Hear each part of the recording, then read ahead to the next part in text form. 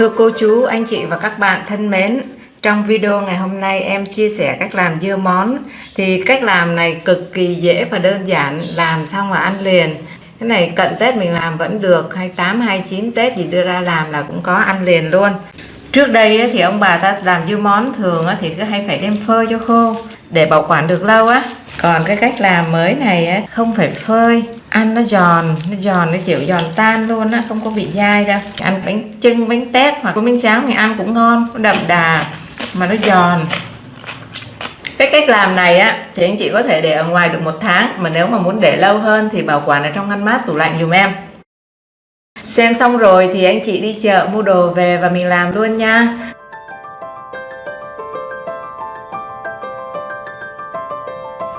Su hào thì cô chú anh chị mình lựa những cái củ non á, lõm ở giữa này sâu á là non, mà nếu mà nó trồi lên là củ già ha.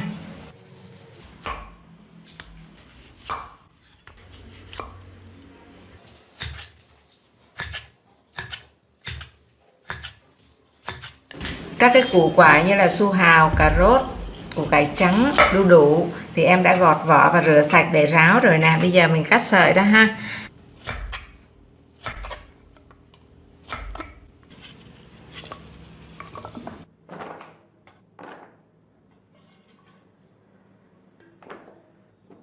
Đu đủ thì nó giòn nên là anh chị cắt cũng mỏng thôi, đừng cắt dày quá.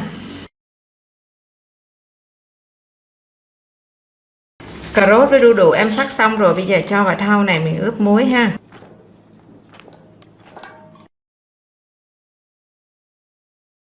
Sau khi mà em cắt xong thì em cân lên được là 3 kg củ như này nhé.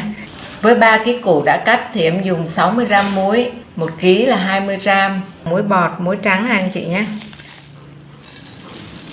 Dùng muối nó sẽ giúp cho nó ngấu nhanh và nó sẽ làm cho bớt đi cái độ hăng á. Bây giờ mình trộn đều lên nè.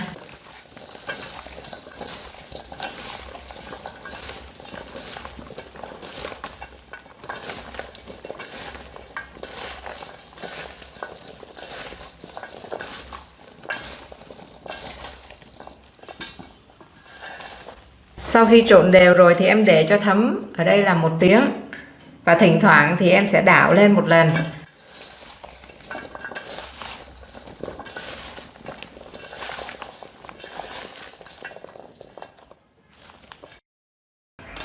Thỉnh thoảng thì em lại trộn lên. Lúc này là nó đã ngấu rồi nè. Nó ngấu và nó ra nước rất là nhiều luôn nè. Đó. Khi mà mình bóp là nó co lại mà nó không có bị gãy nữa là được rồi. Bây giờ thì em sẽ đem đi rửa sạch cái nước muối này đi ha. Rửa nhiều lần đến khi nào mà anh chị cắn thử cái cọng cải mình thấy nó không có còn mặn quá, nó chỉ còn một chút vị nhẹ thôi là được ha.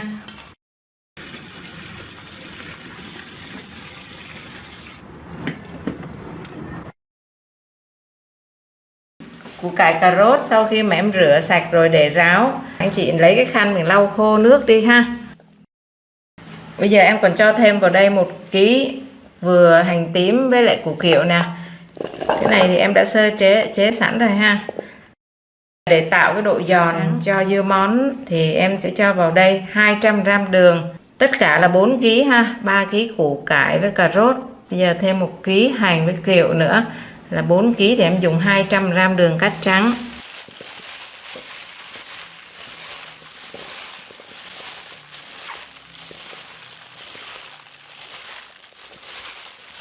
Trộn đều lên dùm em rồi thì anh chị để ở đây cho em 4 tiếng ha. Hoặc là có thể để qua đêm, mà nếu mà để qua đêm thì anh chị để trong ngăn mát tủ lạnh dùm em. Và thỉnh thoảng thì mình đảo lên nha.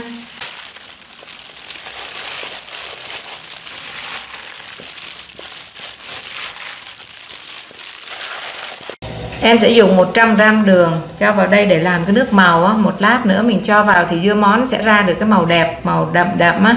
Hoặc là anh chị có thể dùng đường nâu mình làm nó sẽ cho ra cái màu dưa món đẹp ha.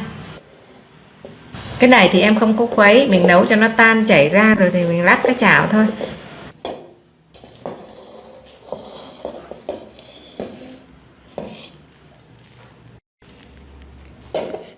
Khi mà mình thấy cái bọt nó sủi lên như thế này là được rồi nè. Em sẽ cho nước vào, em cho vào đây 200 ml nước.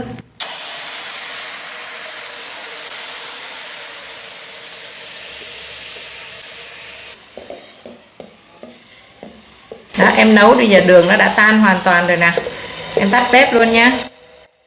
Sau khi có được cái nước màu rồi, em sẽ nấu nước mắm nè. Em cho vào đây 500g đường cát trắng. Anh chị có thể dùng đường nâu á, hoặc là đường vàng. Và em dùng 500ml nước mắm. Nhà em ở dưới Kiên Giang á, thỉnh thoảng về quê chơi thì em hay mua về dùng á. Chai này 500ml nè. Kế đến em cho vào đây 250ml nước.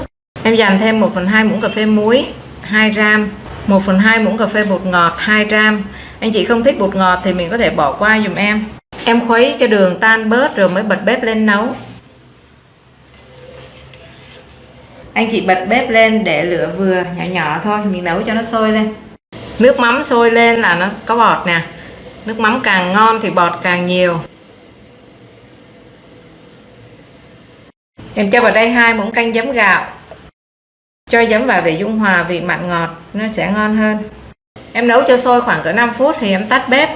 Một lát nữa khi nguội là cái bọt nó tự tan à. Tắt bếp rồi á, thì bây giờ nó cũng nguội bớt rồi, còn đang nóng ấm á, thì em sẽ cho tỏi và ớt vô. Ớt thì ở đây em dùng 2 loại, ớt sừng không cay và ớt hiểm. Nếu mà anh chị muốn cay nhiều thì anh chị cho thêm ớt hiểm ha.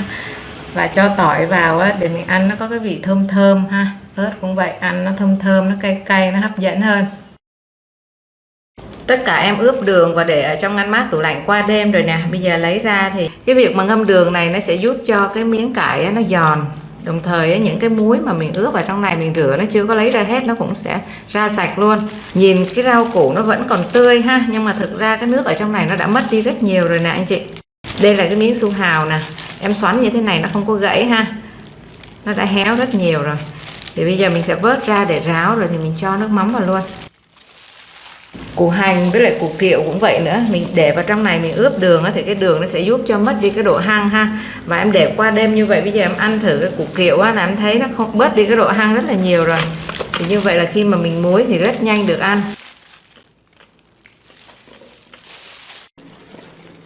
Để nguyên như thế này em cho vào trong keo, mình chế nước mắm vào luôn vẫn được, nhưng mà em muốn lấy hết đi cái chất nước còn bám ở trên này nè, nên em sẽ cho ra một cái khăn sạch.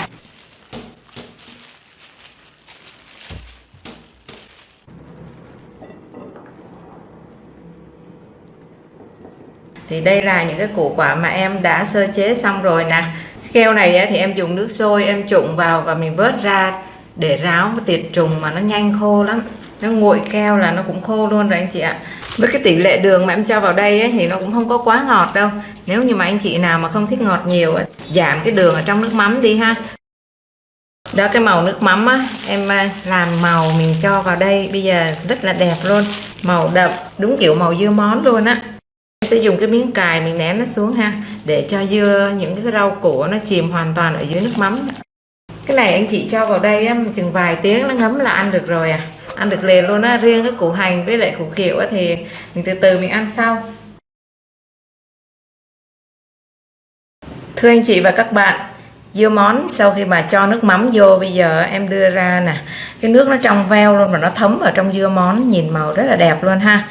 Bật cái nắp ra cái mùi nó thơm nức luôn. Công nhận cái cách làm này nhanh được ăn thiệt chứ. Mới cho vô mà cái màu thấm vào trong cái dưa món này, giống thấm vào trong miếng cải nè.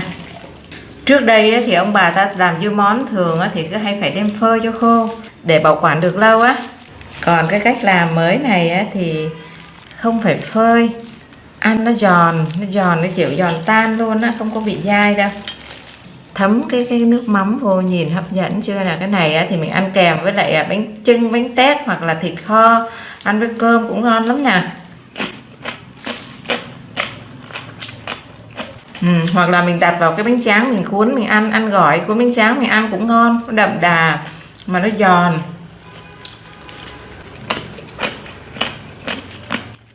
Vị chua nhẹ, mặn ngọt ngọt. Thích cho nó nhạt hơn đó, mình giảm nước mắm hoặc là mình thêm đường. Cái vị này thì nó cũng đậm đà đó. Mình thử cái củ kiệu xem sao ha. Nó giòn. Bây giờ ăn cũng được rồi nhưng nó còn chút hăng. Muốn cho nó không hăng và nó ngon, nó thấm ngon thì thêm vài ngày nữa. Riêng dưa món thì bây giờ ăn liền được rồi, ăn rất là ngon luôn. Như su hào hay là cà rốt, đu đủ gì thì là ăn tuyệt rồi. Cái cách làm này á thì anh chị có thể để ở ngoài được 1 tháng, mà nếu mà muốn để lâu hơn thì bảo quản ở trong ngăn mát tủ lạnh dùm em. Vâng, vừa rồi là cách làm dưa món mới mà em đã bật mí đến cô chú, anh chị và các bạn. Với cách làm này á thì 28 Tết anh chị vẫn có thể đi ra chợ mua củ về và mình thực hiện được thôi. Xem xong rồi thì anh chị đi chợ mua đồ về và mình làm luôn nha. Kính chúc cô chú, anh chị và các bạn một năm mới an khang thịnh vượng. Xin chào và hẹn gặp lại.